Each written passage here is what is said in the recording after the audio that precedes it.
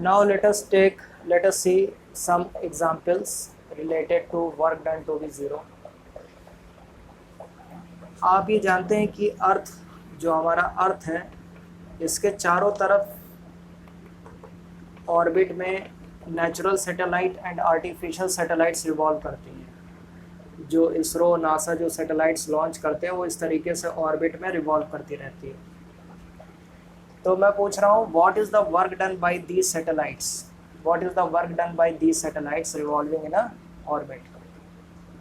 तो देखिए, आपको ये चीज़ मालूम है कि किसी भी बॉडी को सर्कुलर मोशन करने के लिए एक फोर्स की रिक्वायरमेंट होती है और वो फोर्स होती है सेंटीपीटल फोर्स।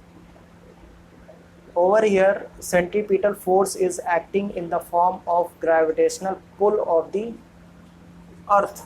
तो ग्रेविटेशनल फोर्स जो F है वो टूवर्ड्स द सेंटर एक्ट करेगी, it is a centripetal force.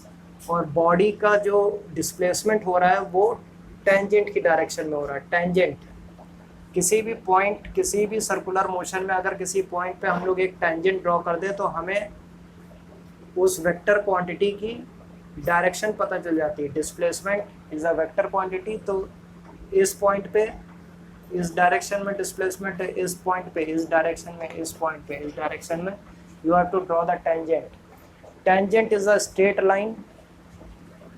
अगर एक सर्किल हम ड्रॉ करें और जो टेंजेंट है, tangent is a straight line which touches the circle at a single point, at one point, and it is always perpendicular to the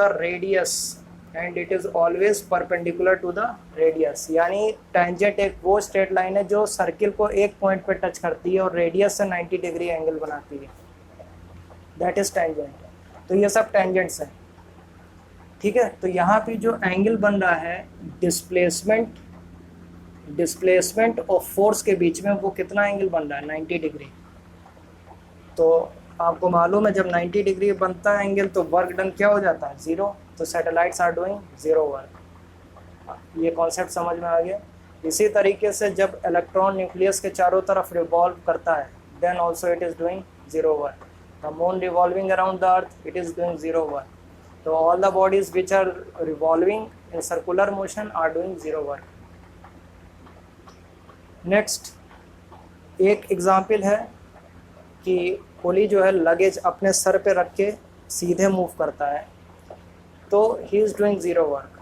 although he is doing work generally, अगर आप उसको पैसा नहीं देंगे तो वो आपको पीटेगा, ठीक है, कि Fully you have done zero work, so I will not pay you any money, ठीक है। तो जनरल लैंग्वेज में ये नहीं होता है कि he has done zero work.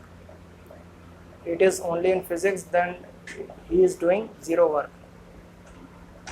So उसमें भी कॉन्सेप्ट क्या है कि उसमें लगेज उसके सर पे है और डिस्प्लेसमेंट आगे की तरफ हो रहा है। फोर्स कैसे लग रही है? नीचे की तरफ ग्रेविटेशनल फोर्स, और ये 90 डिग्री एंगल बना रहा है, तो वर्क डन क्या हो जाएगा? ज़ीरो।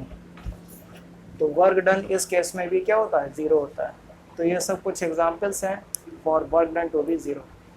Thank you.